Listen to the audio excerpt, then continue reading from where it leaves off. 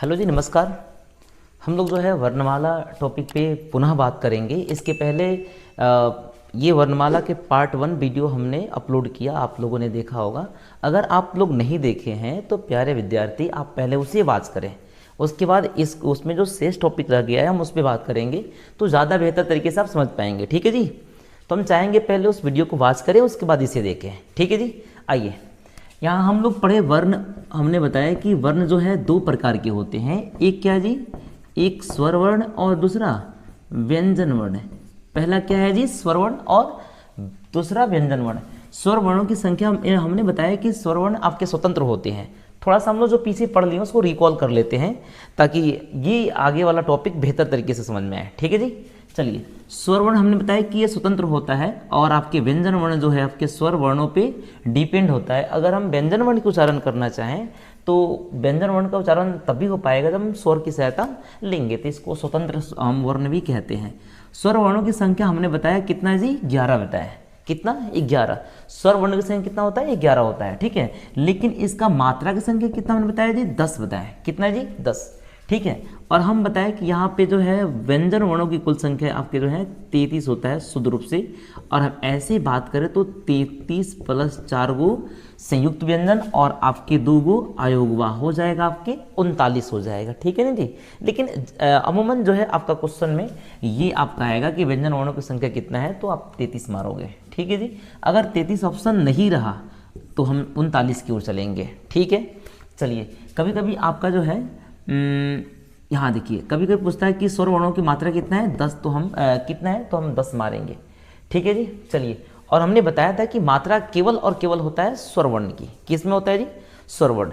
आइए यहाँ देखिए, और हम बात की थी कि जो स्वर वर्ण होता है 3 प्रकार के होते हैं। पहला आपका ह्रस्व या मूल स्वर, दूसरा होता है क्या आपके, दूसरा होता है आपके दीर्घ स्वर, और तीसरा प्लुत स्वर। तो हमने बताया कि ये उच्चारण की दृष्टिकोण से, उच्चारण में जो लगने वाले समय है उसके हिसाब से।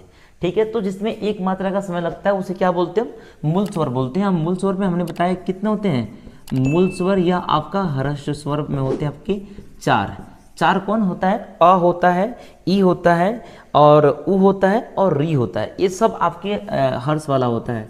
अ हो गया, उ हो गया, ई हो गया, और आपका री हो गया। ये 4 आपके होते हैं। ठीक है जी। उसके बाद हमने बताया आपका दीर्घ स्वर। दीर्घ स्वर में आपके कितना मैंने बताया, 7। जितने सारे बाकी आपकी स्वर बच गए तो वो किस में आएंगे, दीर्घ स्वर में आएंगे। क्यों जी, क्योंकि उसमें 2 मात्रा का समय लगता है। ठीक है जी। और उसके बाद आपको बताया था हमने प्लुत स्वर। तो आपके प्लुत स्वर में क्या आ जाएगा, आपका मान लीजिए कि जिस पर 2 मात्रा से अधिक का समय देते हैं उच्चारण में, उसे हम क्या कहते हैं, प्लुत स्वर। जैसे हम ओम कहते हैं ना जी, तो यहाँ पे जो है अ पे ज़्यादा समय दे रहे हैं 2 मात्रा से, इसीलिए इसमें प्लुत स्वर है। ठीक है जी। उसके बाद हम बात करेंगे किसकी जी, व्यंजन आपके वर्ण के। तो व्यंजन वर्ण हमने बताया कि ये 3 प्रकार के होते हैं। ठीक है, कौन, एक हमने बताया आपका स्पर्श व्यंजन। क्या बताया जी, स्पर्श व्यंजन। ठीक है जी।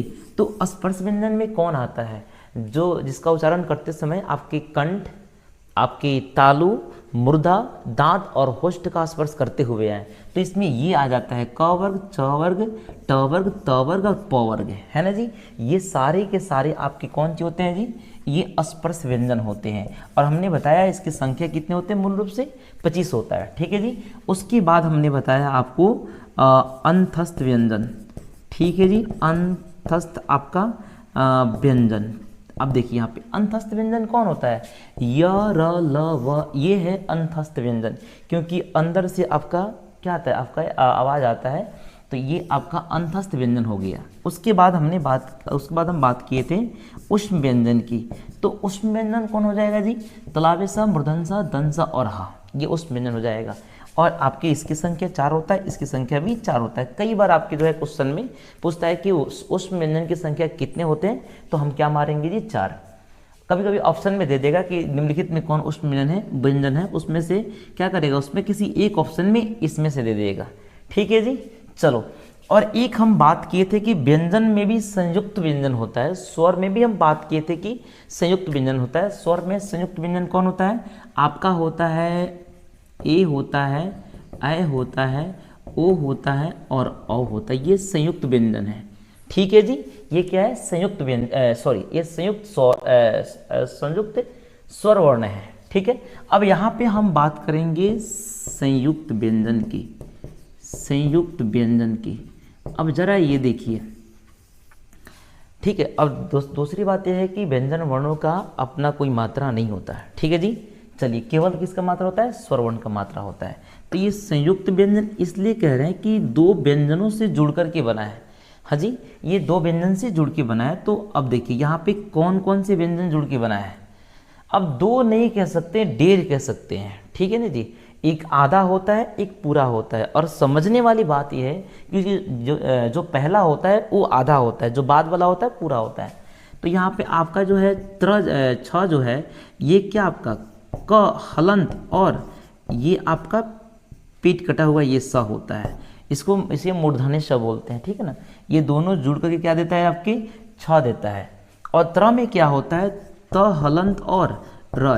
ध्यान रखिएगा, पहला वाला आधा होता है, और यहाँ पे आधा देने का मतलब जो है, किसी व्यंजन में हम हलंत दे देते हैं तो आधा व्यंजन हो गया।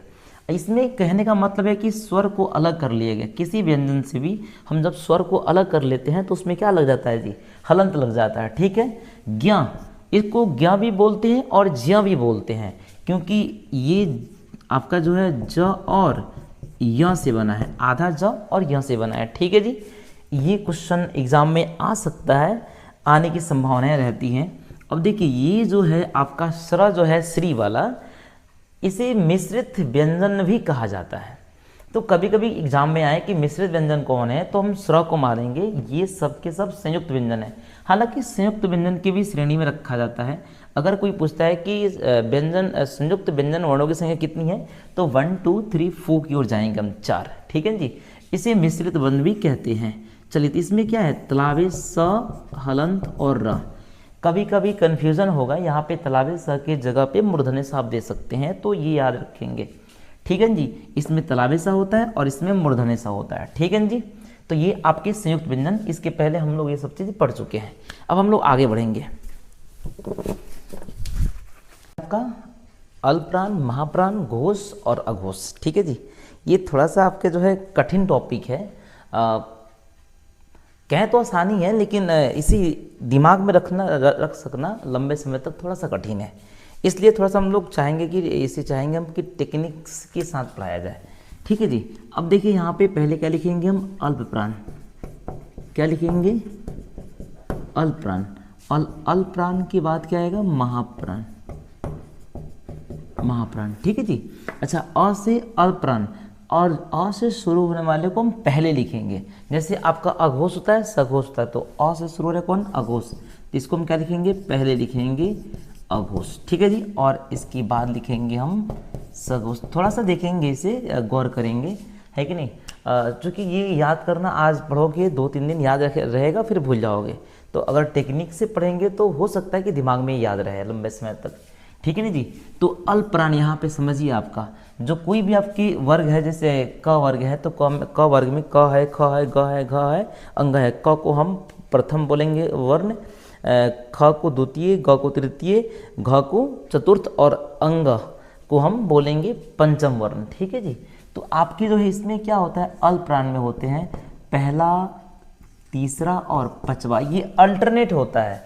पहला, तीसरा और पांचवा क्या होता है जी, अल्पप्राण में होता है। जैसे अगर हम कह लें यहाँ पे क वर्ग में क है, ख, ग, घ और अंग है, तो ये क हो जाएगा, ये अल्टरनेट ये हो जाएगा, और ये किस में आएगा जी, अल्पप्राण में आएगा। अब कौन बच गया आपका, 2 और 4, दूसरा और चौथा क्या आएगा जी, आपके महाप्राण में आएगा। ख और घ आएगा महाप्राण में। ठीक है जी, अल्पप्राण का मतलब होता है कम प्राण वायु निकले। ठीक है जी, महाप्राण का मतलब होता है कि अधिक प्राण वायु निकले या अधिक ऊर्जा खर्च हो। ठीक है जी, अच्छा जी, अब देखिए यहाँ पे अघोष में क्या है, सीधे 1 है और 2, पहला और दूसरा क्या है जी, अघोष है। अगर हम अघोष की बात करें तो ये क और ख क्या हो जाएगा, अघोष। इसके बाद क्या रह गया, तीसरा, चौथा और पांचवा, ये क्या हो जाएगा, आपकी सघोष हो जाएगा। ठीक है, ये तो आसान है, याद कर लेंगे। आपके अ से शुरू होने वाले को हम पहले लिखते हैं, अल्पप्राण, उसके बाद महाप्राण, अघोष, उसके बाद आपकी सघोष लिखे या घोष लिखे, कोई दिक्कत ना है जी। ठीक है, अब देखिए अब रही बात यहाँ पे दिक्कत यह है कि या र ल और व इसमें और आपकी तलावशा श और स, हाँ इसमें दिक्कत है। ये किस में होगा? अच्छा यहाँ पे बोल करके देखते हैं, या र ल व इसमें थोड़ा सा कम हवा निकल रहा है और कम ऊर्जा खर्च हो रहा है, तो ये आपका आएगा अल्पप्राण में। क्या आएगा जी? अल्पप्राण में, या र ल और व। ठीक है ना जी। चलिए अब यहाँ पे देखा जाए, और यहाँ पे तलावशा मूर्धन्यसा धन्यसा इसमें ज़्यादा आपके हवा निकल रहा है मुँह से। आप बोल करके देखिए, महसूस कीजिएगा, और ह को आप अभी छोड़ दीजिए। ये 3 की बात करते हैं, इसमें ज़्यादा हवा निकल रहा है, ज़्यादा ऊर्जा खर्च हो रहा है, तो हम रखेंगे महाप्राण में आपका श और स। ठीक जी। चलिए अब देखिए, अब यहाँ पे समझने वाली बात ये है कि केवल इसके लिए जो है थोड़ा आप तिरछा तिरछी कर लीजिए। ये अगर हम घोष की बात करेंगे, घोषत्व के आधार पे ये आएगा जो य र ल व अल्पप्राण में आ रहा है, ये आ जाएगा तिरछा तिरछी, ये घोष में आ जाएगा, सघोष में आ जाएगा। ये दिमाग में इस तरीके से इसे एडजस्ट कर लेना है, इसे डाइजेस्ट कर लेना है। ठीक है ना जी। और ये आप ऐसे तिरछा तिरछी आ जाएगा, ये स। ठीक है ना जी। और रही बात यहाँ पे ह का, तो ह किस में आएगा? ठीक है जी। अब ह जो आएगा सबसे जो लास्ट में है, ये दोनों में आपका ह आता है। किस में आ जाएगा जी? आपके ह आ जाएगा महाप्राण में और सघोष में, अंत वाला में। ठीक है जी। अब रही बात कि स्वरवर्ण किस में आएगा? ठीक है ना जी। स्वरवर्ण किस में आएगा? स्वरवर्ण, अच्छा इसी में नोट कर लेते हैं, स्वरवर्ण किस में आएगा। अब अ आ ई आप बोल करके देखो, इसमें कम हवा निकल रहा है, अर्थात कम ऊर्जा लग रहा है, तो हम इसे किस में लिखेंगे? अल्पप्राण में लिखेंगे। अ या सीधे लिख दीजिए स्वरवर्ण। स्वरवर्ण किस में आएगा जी? अल्पप्राण में आएगा। और ये अल्पप्राण में है तो किस में आएगा? यहाँ पे सघोष में आएगा। ठीक है ना जी। स्वरवर्ण।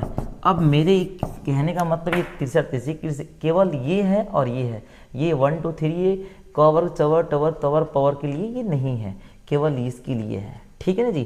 तो ये आपको कैसा लगा देख लीजिएगा, मुझे लगता है कि बेहतर लगेगा। ये अ से शुरू होने वाले को हम पहले लिखते हैं अल्पप्राण। ठीक है ना जी। केवल आप मिस्टेक करेंगे या र ल में इसमें और तलावशा मूर्धन्यसा धन्यसा ह में, तो एक बार ठीक तरीके से समझ लेंगे, या र ल व बोलने में कम आपका हवा निकल रहा है तो ये अल्पप्राण ही होगा। और जो अल्पप्राण में होगा तिरछा आ जाइए, इधर तो आपका अघोष होगा, अ से शुरू है, तो इधर क्या होगा? सघोष होगा, तो ये सघोष में आएगा। और श स और श ये आपका जो है महाप्राण में है, तो ये आपका इधर आ जाएगा, अघोष में आ जाएगा। ठीक है जी। और हमने बताया कि ह जो है लास्ट वाले में महाप्राण में भी और सघोष में भी, ये दोनों में आएगा। ठीक है जी। स्वरवर्ण को बोलने में कम हवा निकल रहा है तो ये अल्पप्राण में आएगा, अल्पप्राण में आएगा तो तिरछा जाओ जी, सघोष में आएगा। ठीक है जी। उम्मीद करते हैं ये समझ में आया होगा आपको। ठीक है। अब जो है हम आगे बढ़ते हैं। हाँ जी, अब बात करेंगे हम लोग जो है उच्चारण स्थान की, वर्णों का उच्चारण स्थान। इसमें हम लोग थोड़ी बहुत बात पढ़ लिए हैं कि क वर्ग आपकी क वर्ग, च वर्ग, ट वर्ग, प वर्ग, त वर्ग और प वर्ग। इसमें आपके हमने बताया कि ये जो है आपके क वर्ग कंठ वर्ण है। क्या है जी? ये कंठ वर्ण है। आपके च वर्ग में जो भी आता है च छ ज झ य, ये आएगा आपके तलाव्य वर्ण, तलाव्य वर्ण है ना जी। उसके बाद ये आपको बताया था आपकी मूर्धन्य वर्ण, मूर्धन्य आपका वर्ण, और ये आ जाएगा आपका दंत वर्ण, दंत वर्ण। त थ द द ध को हम दंत वर्ण बोलते हैं क्योंकि दांतों के सहारे आपके इसका उच्चारण होता है। इसको प फ ब को हम क्या बोलते हैं? आपके उष्ट वर्ण बोलते हैं। ठीक है जी, उष्ट वर्ण बोलते हैं। ठीक है। और एक और भी आपका तरीका है याद करने का, हालांकि ये तो समझ याद कर लिए, लेकिन इसके अलावा भी आपके और भी चीज़ें हैं, तो हम एक फार्मूला के माध्यम से याद कर सकते हैं। जैसे अ कुह विसर, अकुह विसर्जनीयानम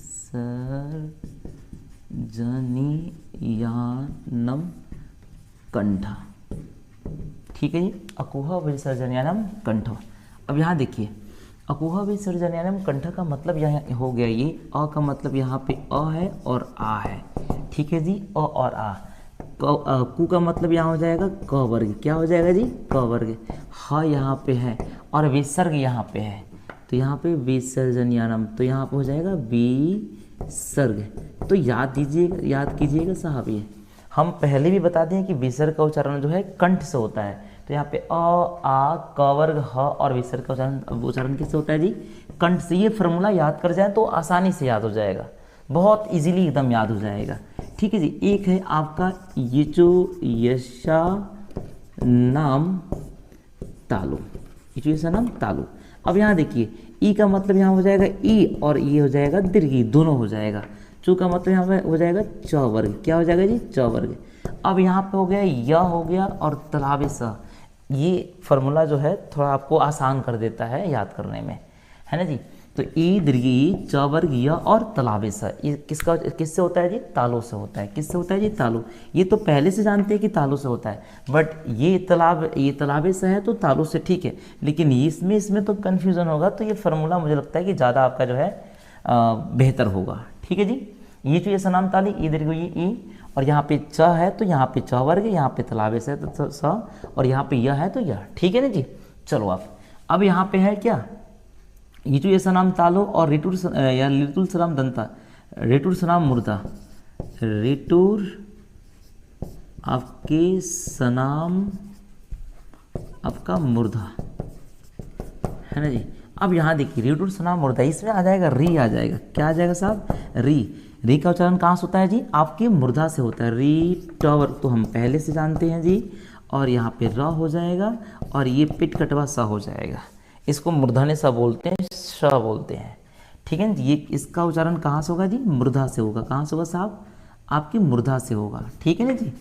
चलो इसके बाद आपका आ जाएगा लितुल सनाम, लितुल आपका जो है स नाम आ जाएगा दंता आ जाएगा, ठीक है ना जी।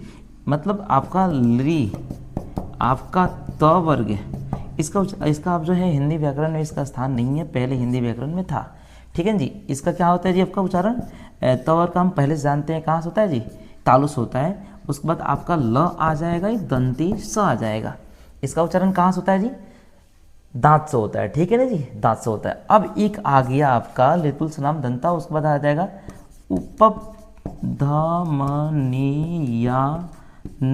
उपधमनियानम ओष्टम, ठीक है ना जी।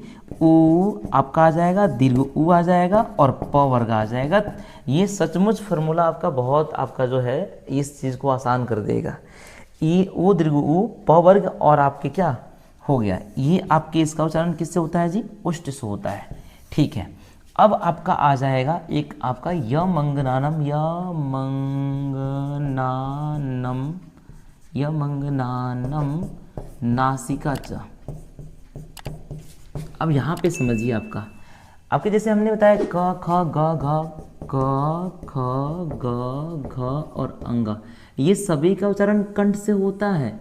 लेकिन जो किस प्रत्येक वर्ग के जो पंचम वर्ण है उसका उच्चारण कहाँ से होता है जी नाक से होता है। नासिका का मतलब क्या होता है नाक होता है। तो य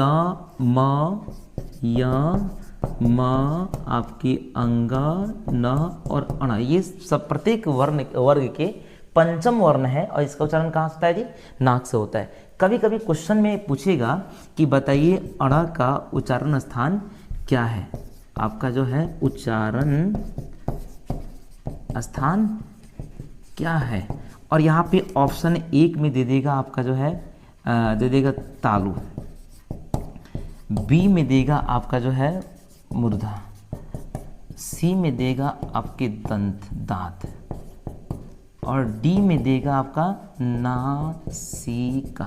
अगर कंठ दे दिया, यहाँ पे कंठ दिया तो यहाँ पे नासिका नहीं देगा, अगर नासिका देगा तो कंठ नहीं देगा, ठीक है जी। अगर यहाँ पे नासिका नहीं दिया तो हम कंठ में मारेंगे, अगर कंठ नहीं दिया तो हम नासिका में मारेंगे, और संयोग से दोनों दे दिया तो हम नासिका में ही मारेंगे, ठीक है ना जी। चलिए अब यहाँ देखिए, अब हम बात करेंगे किसकी जी अब बात करेंगे एदैतो कंठ तालु, एदैतो कंठ तालु। अब देखिए यहाँ पे फंसेंगे आप, एदैतो कंठ तालु, इसमें आ जाएगा ए और आपका ए आ जाएगा। कंठ और तालु यहाँ पे क्यों? क्योंकि याद कीजिए ए किससे बना है, याद करो अ और, याद कीजिए अ और ई से बना है। तो अ का उच्चारण किससे होता है? कंठ से होता है, ठीक है ना जी। और ई का उच्चारण तालु से होता है, इचो यशनाम तालु, ठीक है ना जी। तो इसीलिए इसका उच्चारण जो है कंठ और तालु से होता है, क्योंकि ये जो स्वर वर्ण जो बना है ना, ये संयुक्त आपका जो है स्वर वर्ण है, और ये बना है अ से और ई से बना है। और अ का उच्चारण कंठ से होता है, ई का उच्चारण जो है तालु से होता है, ठीक है जी। चलो जी, अब यहाँ पे बात करेंगे उदयतो, आपका उदयतो कंठोष्ठम। अब देखिए उदयतो कंठोष्ठम, तो यहाँ पे हो जाएगा आपका ओ हो जाएगा और अ हो जाएगा। इसका उच्चारण कंठ और ओष्ठ से होता है, कंठ और ओष्ठ से। तो ये से कैसे दिमाग में रखें? अब यहाँ देखिए ओ किससे बना है बताओ जी? अब से और किससे? अ से और आपका उ से बना है। याद कीजिए अ का उच्चारण जो है कंठ होता है और उ का उच्चारण होता है उपधमन्यालम ओष्ठम, उस आपकी ओष्ठ से होता है, इसीलिए यहाँ पे कंठ और ओष्ठ हो गया। उम्मीद करते हैं कि आपको समझ में आ रहा होगा, ठीक है जी। और एक लास्ट है वकारस्य, वकारस्य दंतोष्ठम। अब यहाँ पे समझ जाइए ये लास्ट है आपका। तो आपका ये इसका उच्चारण किससे होता है जी, बता दो जी। व इसमें आ जाएगा, व का उच्चारण किससे होता है? व का उच्चारण दांत और ओष्ठ से, ये याद कर लीजिएगा, ये पूछता है, मतलब कई बार पूछा है। इसका उच्चारण कहाँ से होता है जी? दांत और ओष्ठ से होता है, ठीक है जी। लगभग हम लोग का ये समाप्त हुआ। हम बताए थे आपको कि विसर्ग का जी किससे, आपके हो गया कंठ से, और आपके अनुस्वार का होता है किससे? नाक से, ठीक है जी। लगभग इसमें सारे टॉपिक कवर हुआ है। मुझे उम्मीद है कि आपको समझ में आया होगा। ठीक है, मिलते हैं अगले वीडियो में।